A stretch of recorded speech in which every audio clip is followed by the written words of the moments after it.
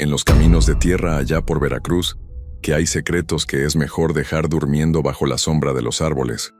porque cuando los ojos de los inocentes ven lo que no deben, la maldad del mundo se despierta y ya no hay forma de calmarla. La historia que están por escuchar es el recuerdo vivo de Iracema, una mujer que pasó su infancia en un rancho apartado del bullicio, donde la vida parecía tranquila hasta que el velo de la noche les mostró el verdadero rostro de una vecina, a la que todos creían una anciana piadosa. Doña Macaria era el nombre de aquella mujer que saludaba con sonrisa amable durante el día, pero que en la oscuridad escondía una naturaleza espantosa y ajena a este mundo. Un simple juego de niños y un balón perdido fueron suficientes para desenterrar un misterio tan grotesco que cambió la paz del pueblo para siempre, terminando con un hallazgo a la orilla de la carretera que todavía hoy hace que a los viejos se les corte la respiración al recordarlo. La infancia de Iracema transcurría entre los cafetales y el olor a tierra mojada de aquel rancho veracruzano,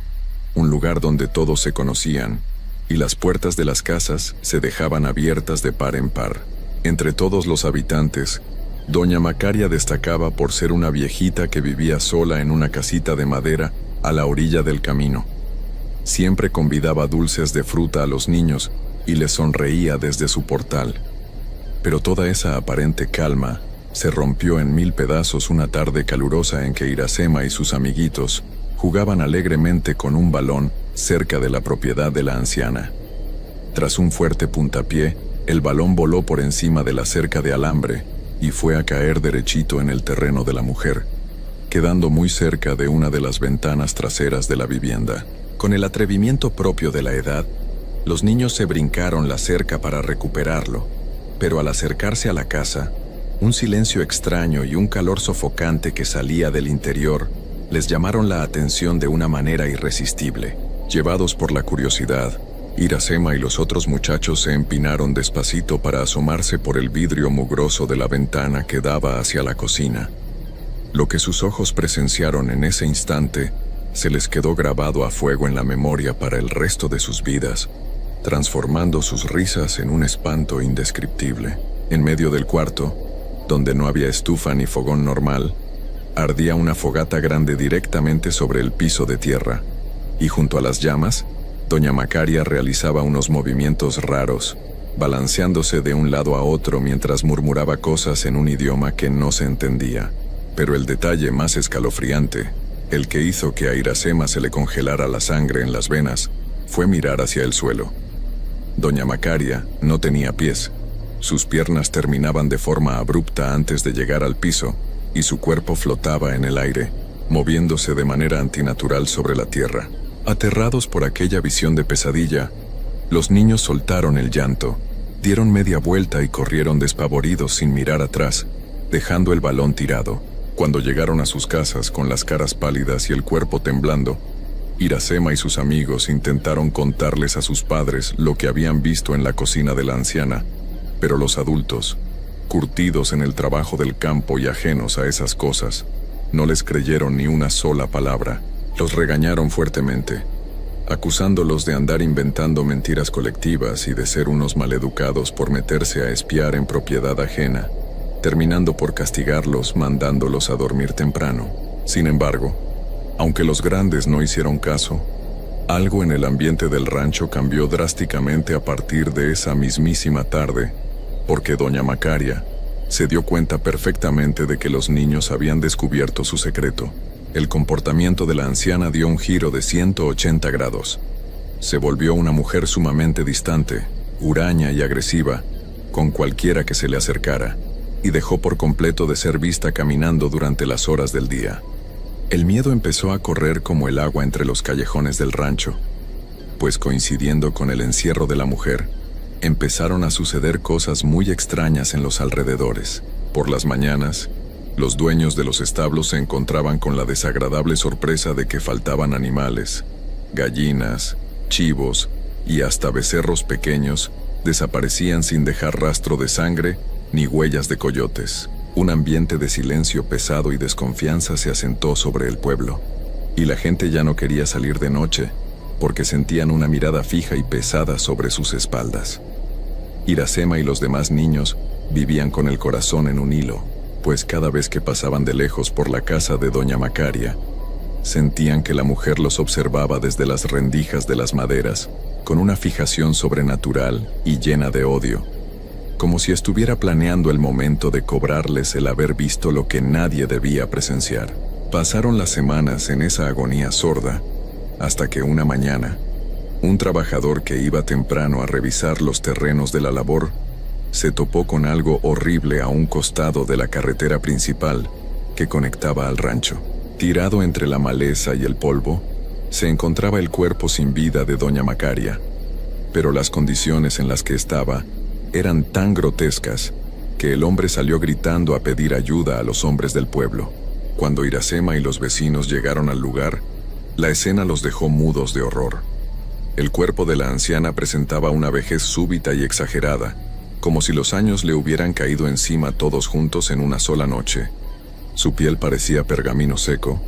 y su rostro estaba deformado para siempre por una mueca espantosa que mezclaba el más puro odio con un terror profundo. Pero lo que causó que varios se persignaran y dieran pasos atrás con asco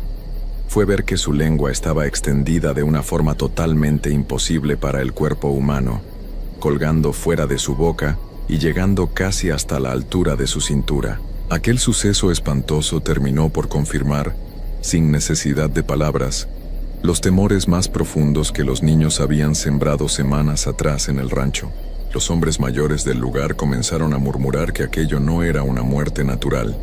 sino el resultado de un pacto oscuro que la mujer había sostenido durante muchos años con las fuerzas del monte, una deuda de la que ya no pudo escapar y que finalmente le vinieron a cobrar de la manera más terrible. Hasta el día de hoy,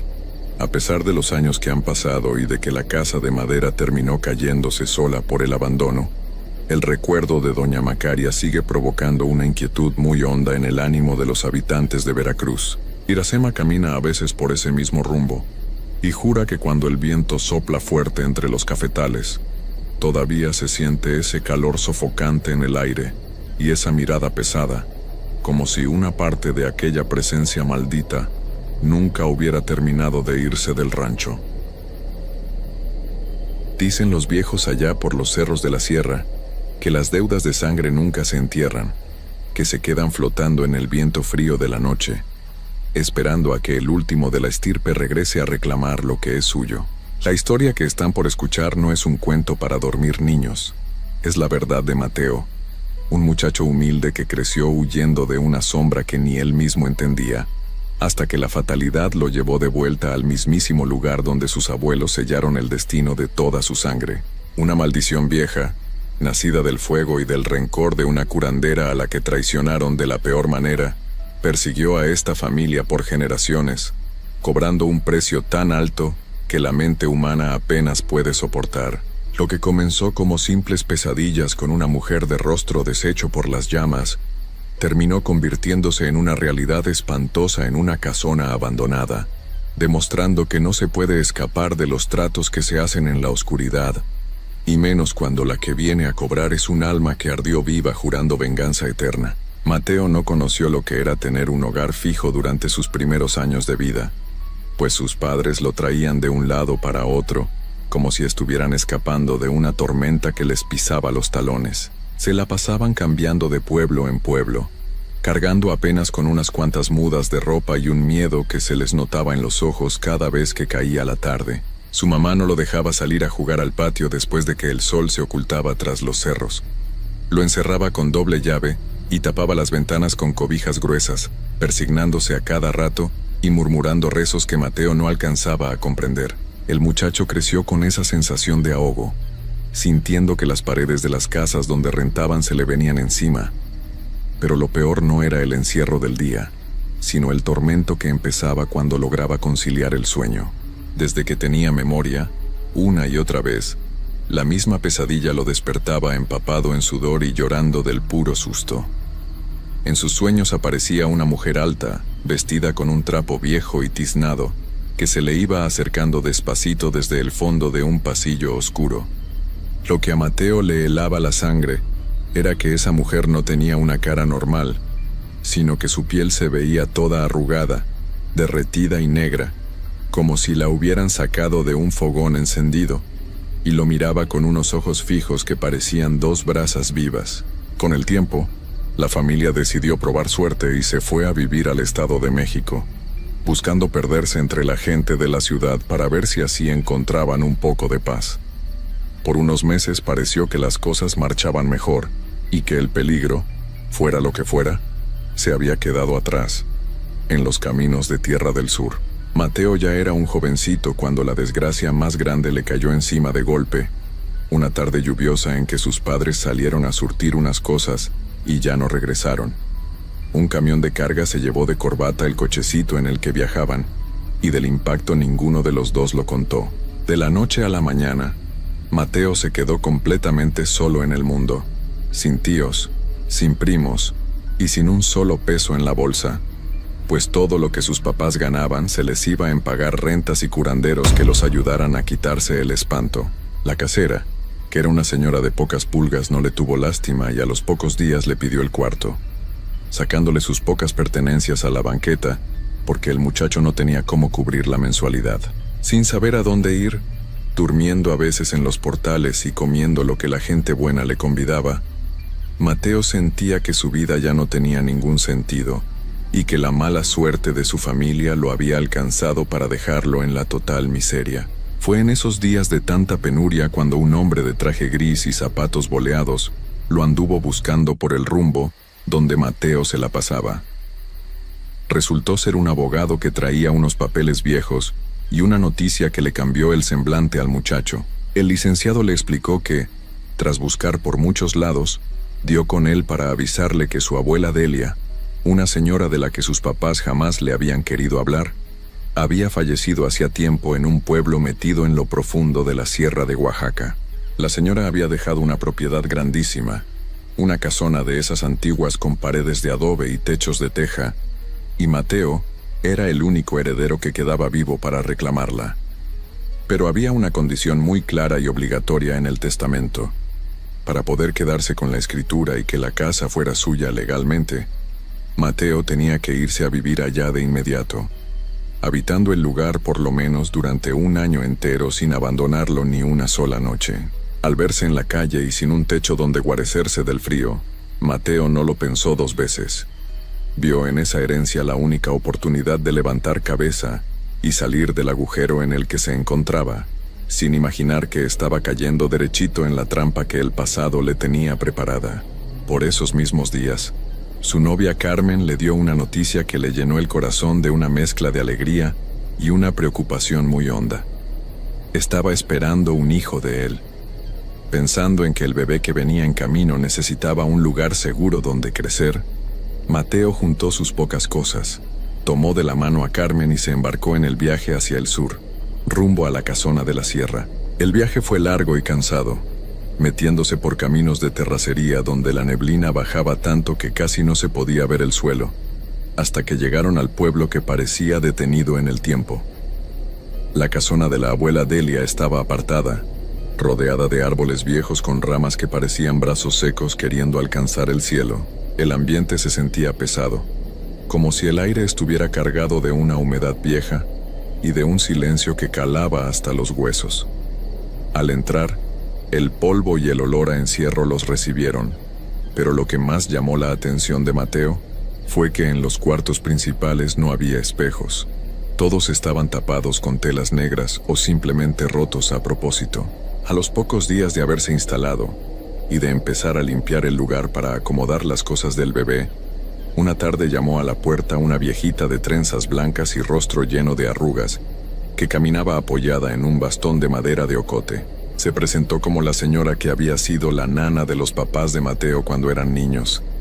y al ver al muchacho, los ojos se le llenaron de lágrimas, pero no de alegría, sino de una profunda lástima. La anciana se metió a la cocina, miró para todos lados asegurándose de que nadie más escuchara, y con una voz que era apenas un susurro tembloroso, comenzó a revelarle a Mateo la verdadera razón por la que su familia había vivido huyendo y sufriendo tanto. La anciana le contó que hace muchos años, cuando sus abuelos eran jóvenes y recién se habían casado, sufrieron mucho porque no podían tener hijos, y la casona se sentía vacía. Desesperados por la situación, y viendo que ningún doctor les daba solución, el abuelo decidió buscar la ayuda de una curandera muy famosa del rumbo, una mujer que vivía sola en el monte y de la que se decía que tenía tratos con las fuerzas de la noche. La curandera aceptó ayudarlos a cambio de un favor que les cobraría después, y al poco tiempo, milagrosamente, la abuela Delia quedó embarazada y nació el papá de Mateo. Todo era felicidad hasta que la mujer del monte regresó a la casona a exigir su pago, el cual resultó ser algo tan terrible que los abuelos se negaron rotundamente a entregarlo. Pocos días después, una mañana fría, un primo tierno de la familia que vivía ahí cerca fue encontrado sin vida en su cuna, con la piel toda pálida y sin una sola gota de sangre en su cuerpecito. El abuelo, cegado por el dolor y la rabia, juntó a varios hombres del pueblo. Fueron a buscar a la curandera a su jacal, la amarraron a un árbol y, sin escuchar sus ruegos, le prendieron fuego viva. La anciana nana le dijo a Mateo, temblando del miedo, que mientras el fuego la consumía, los gritos de la mujer se oían por todo el valle, y antes de dar su último suspiro, lanzó una maldición jurando que regresaría del más allá por cada uno de los hijos y nietos de esa familia, y que no descansaría hasta que pagaran con la misma moneda. Mateo escuchó todo aquello con el corazón acelerado, sintiendo un frío horrible que le corría por la espalda, al darse cuenta de que la mujer de sus pesadillas era esa misma curandera que su abuelo había mandado quemar. La anciana nana sacó de entre sus ropas un escapulario viejo, hecho de tela bendita y con unas hierbas secas adentro, y se lo entregó a Mateo rogándole que nunca se lo quitara y que cuidara mucho a Carmen, porque el espíritu de aquella mujer seguía rondando la casona, esperando el momento exacto en que la descendencia continuara. Aunque Mateo intentó convencerse de que todo aquello eran puras supersticiones de la gente del pueblo, el miedo ya se le había metido en el cuerpo y las noches empezaron a volverse insoportables. A los pocos días, Carmen empezó a quejarse de que por las madrugadas escuchaba unos pasos lentos que caminaban por el pasillo de la entrada, unos pasos que sonaban como si alguien fuera arrastrando un vestido viejo y pesado sobre las tablas del piso. Lo peor vino cuando Carmen le confesó, con la cara pálida y los ojos desorbitados, que ella también había empezado a soñar con una mujer horrorosa que se paraba a la orilla de la cama, una mujer que no tenía rostro sino pura piel quemada, y que estiraba sus manos negras hacia su vientre. Los meses pasaron en una tensión que se podía cortar con un cuchillo, y el ambiente dentro de la casona se volvió tan espeso que hasta las velas se apagaban solas a mitad de la noche. Mateo no dormía casi nada. Se la pasaba dando vueltas por los cuartos con una linterna en la mano, vigilando cada rincón y revisando que las puertas estuvieran bien trancadas con maderas pesadas. Por fin llegó el día en que Carmen dio a luz a un niño hermoso y sano, lo que trajo un momento de luz a tanta oscuridad. Sin embargo, esa misma noche en que el bebé nació, un viento negro y helado bajó de la sierra, azotando las ventanas con una fuerza descomunal que hizo crujir toda la estructura de la casa. Los perros del pueblo empezaron a aullar de una manera lastimera, un aullido largo y triste que parecía un lamento de muerte, y que no dejó de sonar en toda la madrugada. Mateo se colocó el escapulario que le había dado la nana y se sentó en una silla junto a la cuna del recién nacido, decidido a no cerrar los ojos por nada del mundo, sintiendo que el peligro estaba más cerca que nunca. Ya de madrugada, por ahí de las 3 de la mañana, un cansancio sobrenatural e imposible de resistir se apoderó de Mateo. Por más que intentó pellizcarse los brazos y mantenerse despierto, sus párpados le pesaron como si fueran de plomo y terminó cayendo en un sueño profundo y pesado. En su mente volvió a ver la pesadilla de siempre, pero esta vez la mujer de rostro quemado no se quedó lejos, sino que caminó directo hacia él, le puso una mano fría como el hielo en la frente y le susurró al oído una frase con una voz que sonaba a madera crujiendo en la hoguera. El plazo se ha cumplido y la deuda se paga hoy. Mateo se despertó de golpe, con el corazón queriéndole salir del pecho y ahogándose en su propio aliento. La habitación estaba completamente a oscuras porque la lámpara se había apagado y un olor intensísimo a azufre y a carne chamuscada llenaba todo el cuarto. Con las manos temblorosas, buscó unos cerillos para encender una vela, y cuando la luz iluminó el lugar, un grito de puro terror se le atoró en la garganta al ver que la cuna del bebé estaba completamente vacía y las cobijitas tiradas en el suelo. Desesperado, Mateo despertó a Carmen, quien empezó a llorar con gritos desgarradores al darse cuenta de la ausencia de su hijo. Juntos salieron al pasillo, guiándose por el rastro del olor a quemado que flotaba en el aire frío de la madrugada, un rastro que los llevó directo hacia el patio trasero de la casona, donde los árboles se mecían de un lado a otro como si estuvieran bailando de alegría por la desgracia ajena. Al fondo del terreno, en medio de un claro donde la hierba nunca crecía y la tierra se veía negra y estéril, se divisaba una silueta encorvada bajo la luz de la luna llena. Mateo corrió con todas sus fuerzas, tropezando con las piedras y las ramas, mientras Carmen lo seguía con el alma rota por el presentimiento de lo peor. Cuando llegaron al sitio exacto, que no era otro más que el lugar donde los abuelos habían incinerado viva a la curandera hacía tantos años, se encontraron con una escena que los dejaría marcados para el resto de sus días. Allí, tirado sobre la tierra fría y cenicienta, justamente en el centro del círculo maldito,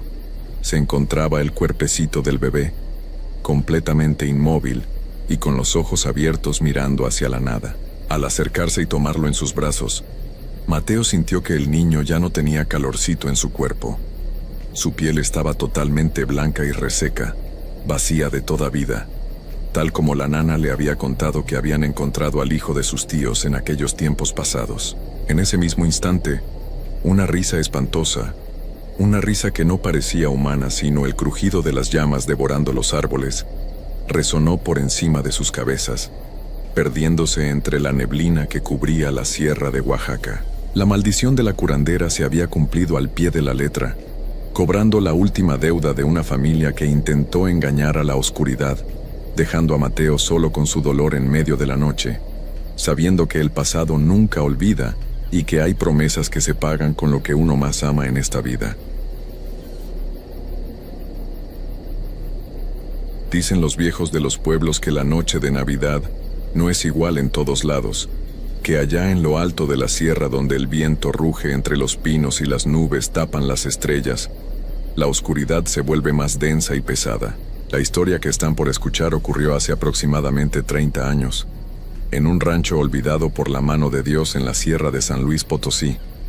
un lugar donde el frío de diciembre cala hasta los huesos y los misterios caminan sueltos por los senderos de tierra. El relato que les traigo es el testimonio vivo de una noche de espanto que marcó para siempre a una familia humilde. Todo por culpa de un descuido que para muchos citadinos no significa nada, pero que en el monte puede costar la vida misma: el no tener el bautismo. Una criatura de la noche, una entidad maligna que busca a las almas desprotegidas, bajó de los cerros en plena madrugada para reclamar a un niño tierno que no tenía la bendición de la iglesia, desatando un terror tan grande que sus huellas alcanzaron al muchacho hasta su vida adulta, arrastrándolo a un pozo de tormentos que terminó por apagar su existencia a una edad muy temprana, demostrando que de las garras del mal nadie se escapa por completo. En aquellos tiempos, por allá por el año de 1990, la vida en el rancho era de una sencillez extrema, de esa que ya casi no se ve en estos días de tanta tecnología. La familia del protagonista, a quien todos conocían simplemente como Jacinto, vivía en una casa grande con paredes de adobe grueso y techos de teja donde el viento se colaba por las rendijas de las maderas. En ese hogar compartían el espacio los abuelos, los tíos y varios primos, todos amontonados pero bien avenidos, buscando el calor del hogar en medio de la sierra potosina. No había luz eléctrica en muchos kilómetros a la redonda, así que en cuanto el sol se ocultaba tras los cerros altos, la única forma de alumbrarse era encendiendo velas de cera o quinqués de petróleo que dejaban una luz amarillenta y temblorosa en las esquinas de los cuartos. La cocina era el corazón de la casa, un espacio amplio donde las mujeres pasaban el día entero torteando y guisando con leña de encino que los hombres traían del monte, llenando el aire con un olor a humo que se pegaba en la ropa y en las cobijas. Dentro de esa familia vivía un primo de Jacinto, un niño pequeño de apenas unos meses de nacido, que se llamaba Poncho. Por la lejanía del rancho, que estaba a muchas horas de camino a caballo del pueblo más cercano donde había una parroquia, y también por una cierta desidia y flojera de los tíos de Jacinto, el pequeño Poncho nunca había recibido el agua bendita del bautismo. Los abuelos se la pasaban regañando a los padres del niño, advirtiéndoles a cada rato que no era bueno tener a una criatura tierna desprotegida en esos rumbos tan solitarios, donde el demonio y sus brujas siempre andan al acecho de las almas puras que no tienen la marca de la iglesia. Pero los tíos siempre lo dejaban para después, diciendo que ya bajarían al pueblo cuando pasara el tiempo de las aguas o cuando mejorara la situación del dinero, sin imaginar que su descuido les iba a costar la paz de toda la vida, y que la noche más sagrada del año se convertiría en su peor pesadilla. La noche fatídica en que todo cambió fue precisamente la noche de Navidad de ese año de 1990. Mientras en otros lugares la gente celebraba con música y comida grande, en la casona de la sierra la velada transcurría en un silencio sepulcral,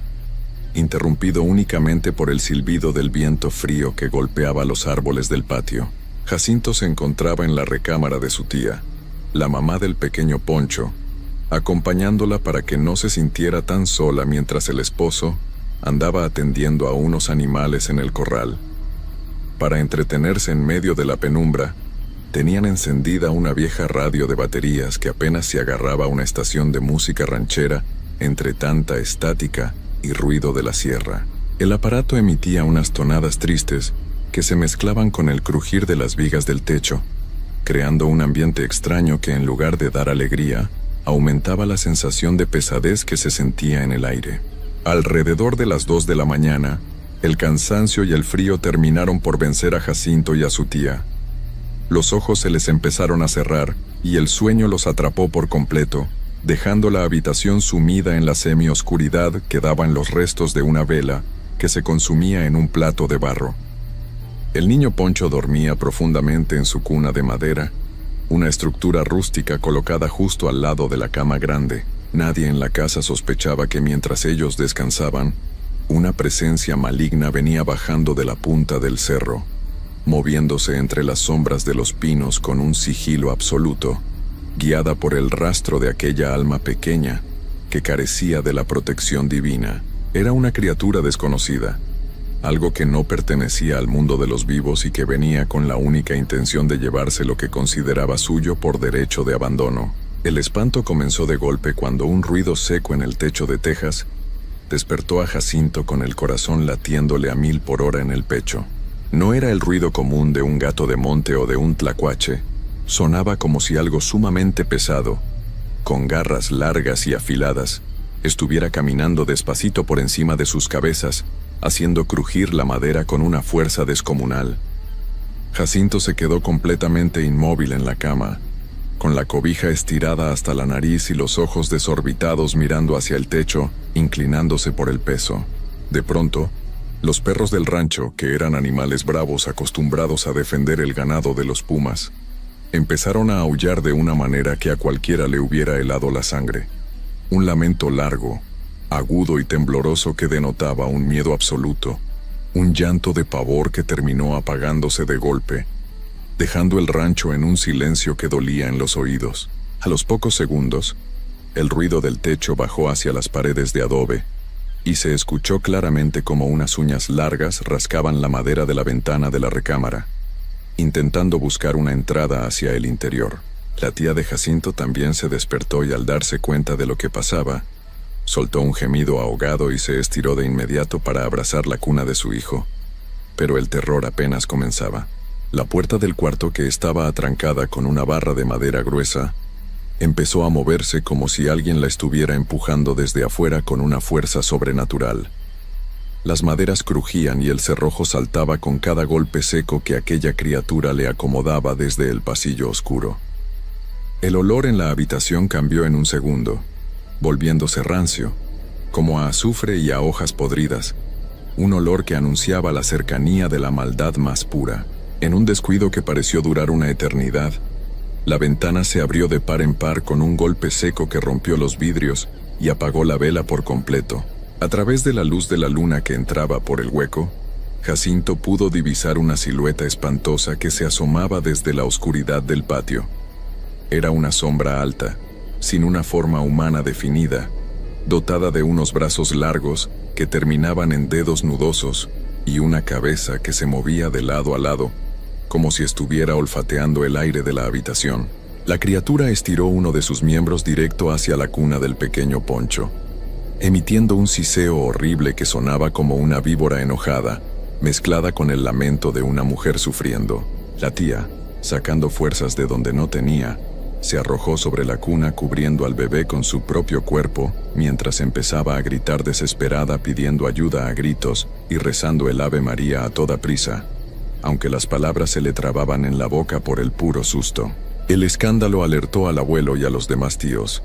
quienes entraron corriendo al cuarto con machetes en la mano y encendiendo hachones de ocote para ver qué pasaba. Al sentir el calor del fuego y escuchar los gritos de los hombres de la casa, la entidad maligna dio un paso atrás, soltando un alarido de frustración que cimbró las paredes de adobe de toda la vivienda, para luego perderse entre la neblina densa de la sierra de San Luis Potosí. Cuando revisaron al pequeño Poncho, el niño estaba llorando desconsoladamente, con unas marcas rojas en sus manitas, como si unas pinzas frías lo hubieran intentado jalar con fuerza hacia la ventana. La huella del terror vivido esa noche de Navidad de 1990 quedó sembrada en el corazón de todos los presentes, pero especialmente en el alma de esa criatura que apenas empezaba a vivir. Aunque al día siguiente los tíos corrieron al pueblo a bautizar al niño de emergencia, y los abuelos curaron de espanto a toda la familia con hierbas y rezos, el daño ya estaba hecho, y la sombra de aquella criatura nunca abandonó por completo al pequeño Poncho. A medida que el niño fue creciendo y se convirtió en un muchacho, el trauma constante de esa noche fatídica se manifestó en unas pesadillas recurrentes y terribles que lo atacaban en cuanto cerraba los ojos. Poncho le contaba a Jacinto, ya siendo jóvenes, que en sus sueños volvía a sentir ese olor a azufre y veía la mano negra estirándose desde la ventana para llevárselo a la oscuridad del monte. El tormento psicológico fue tan severo y destructivo que el muchacho buscó refugio en los vicios, cayendo en un alcoholismo tan profundo que no respetaba el día ni la noche, buscando adormecer su mente para no recordar el espanto que lo acechaba desde la infancia. Su salud se fue deteriorando rápidamente por la bebida y la falta de sueño, hasta que una madrugada de invierno, justo cuando se cumplían 30 años de aquella noche de Navidad, su cuerpo no aguantó más y Poncho falleció de manera prematura a los 30 años de edad, dejando en el rancho de la sierra un testimonio doloroso de que hay encuentros con lo desconocido que marcan el destino para siempre.